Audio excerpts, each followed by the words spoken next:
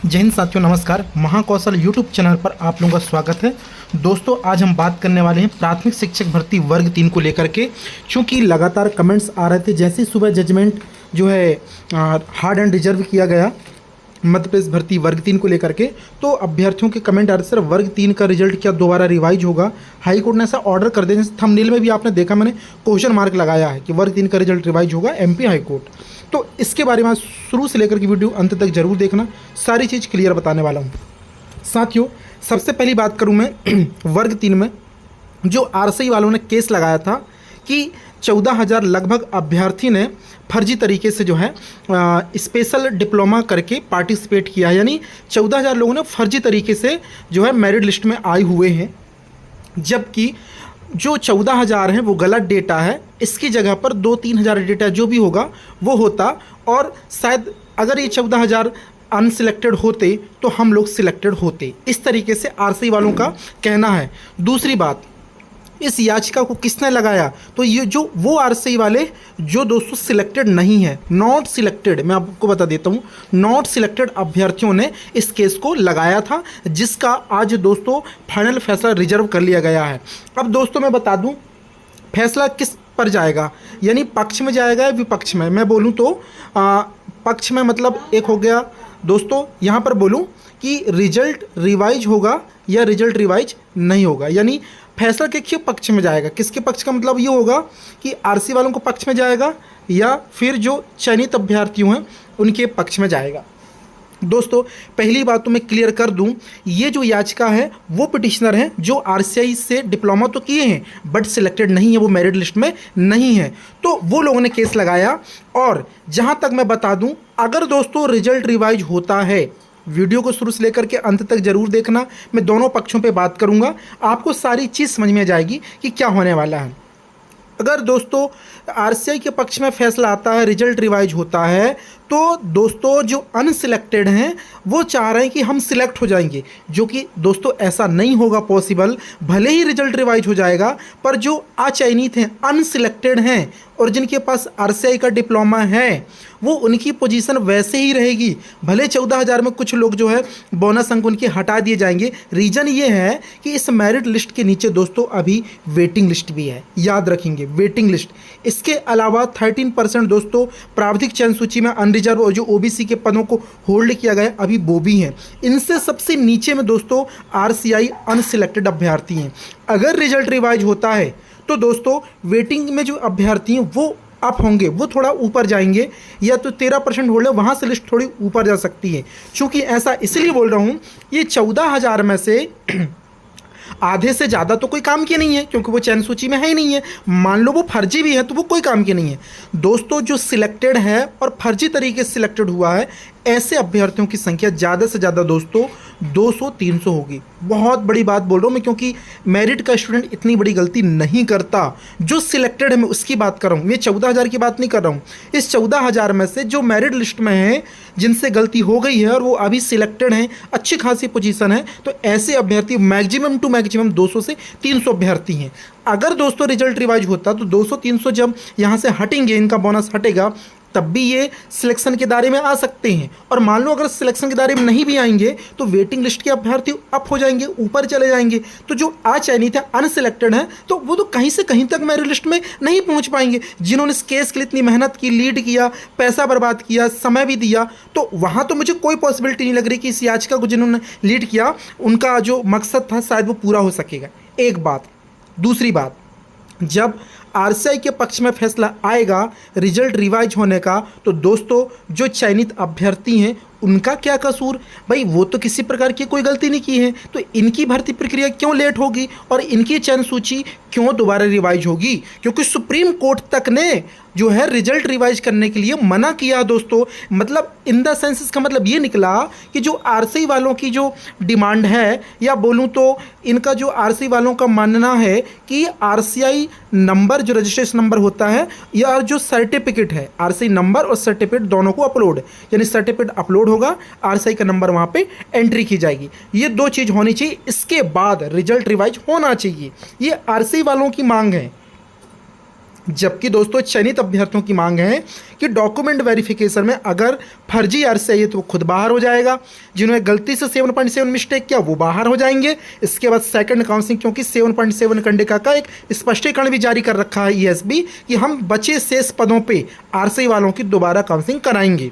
तो चयनित अभ्यर्थी का यही कहना है कि डीबी हो जाए, डीबी में सारी क्लियरिटी आ जाएगी। और वास्तविकता बात यह है कि डीबी में ही आपका सर्टिफिकेट फर्जी है सही क्या वो पता चलेगा। मान लेते हैं आरसी वालों के कहने के अनुसार ईएसबी दोबारा से अगर आरसी नंबर अपलोड करती है, सर्टिफिकेट अपलोड करती है, आरसी नंबर की एंट्री करती है, तो भी आरसी नंबर तो कोई भी कुछ भी भर सकता है। सर्टिफिकेट की जगह 10th की मार्कशीट भी अपलोड कर सकता है। तब भी तो यहाँ पर वास्तविकता में आप आरसी वाले अभ्यर्थियों की पहचान नहीं कर सकते। तो अभ्यर्थियों की आरसीआई वालों की पहचान कहाँ होगी? डीबी में होगी। वहीं पर क्लियर होगा क्या हो सकता है। दूसरी बात, अब अगर आरसीआई के पक्ष में फैसला आता है तो चयनित अभ्यर्थियों के पास एक अलग रास्ता दोस्तों, या स्टेट के पास या ईएसबी के पास या विभाग डबल बेंच में इसको दोस्तों क्या करेगा? चैलेंज करेगा। डबल बेंच में क्यों जरूरत पड़ेगी? क्योंकि सुप्रीम कोर्ट का जजमेंट है कि एप्लीकेशन यानी आवेदन फार्म भरते समय आरसीआई सर्टिफिकेट अपलोड करना अनिवार्य नहीं है। हाँ, दस्तावेज वेरिफिकेशन, डॉक्यूमेंट वेरिफिकेशन के लिए अनिवार्य है आरसीआई सर्टिफिकेट। और ये आवेदन पत्र फॉर्म भरते समय क्यों नहीं है? क्योंकि आरसीआई का रजिस्ट्रेशन तो हो जाता है लेकिन आरसीआई का सर्टिफिकेट आने में 6 महीने 8 महीने का समय भी लग जाता है। इसलिए सुप्रीम कोर्ट ने ये राहत दे रखी थी कि आवेदन पत्र में मैंडेटरी नहीं है कि आप इसे अपलोड ही कराएं। ये तो डिपेंड करता है एग्जाम एजेंसी पर या उस स्टेट पर जो परीक्षा को कंडक्ट करा रहा। दोस्तों मैं उसका जजमेंट दिखा रहा हूँ सुप्रीम कोर्ट का, मैं अपने मन से नहीं बोल रहा हूँ। ये देखेंगे, ये 5 नंबर देखो सुप्रीम कोर्ट का जजमेंट, आप देखेंगे सिविल नंबर 132/2016 में पारित आदेश के निर्णय पर आप लोगों को मालूम है कि यहाँ पर माननीय न्यायालय ने कहा, सुप्रीम कोर्ट ने, कि अपॉइंटमेंट तथा शिक्षक के रूप में कार्य करने के लिए या शिक्षक के रूप में कार्य करने के समय में सीआरआर सर्टिफिकेट को अनिवार्य माना है। किसी भी आदेश में यह बाध्यता नहीं है कि परीक्षा आयोजित करने वाली चयन एजेंसी आवेदन के स्तर पर ही प्रमाण पत्र अपलोड कराए। तो ये अपलोड कराना बिल्कुल भी दोस्तों यहाँ पर मैंडेटरी नहीं किया गया है। और सुप्रीम कोर्ट की गाइडलाइन के अनुसार 5% बोनस अंक, हर एक चीज़ सुप्रीम कोर्ट के अनुसार हो रहा है दोस्तों।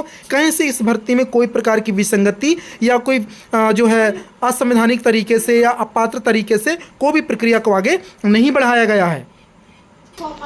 इसलिए दोस्तों जो है अब आपको रिजर्व जो ऑर्डर हुआ है उसका आपको वेट करना पड़ेगा, क्योंकि अब तो हाई कोर्ट की छुट्टी होने वाली, समर वेकेशन होने वाला। तो जैसे ही वेकेशन के बाद ऑर्डर आता है उसमें 2 ही तरीके से चीज़ें होंगी।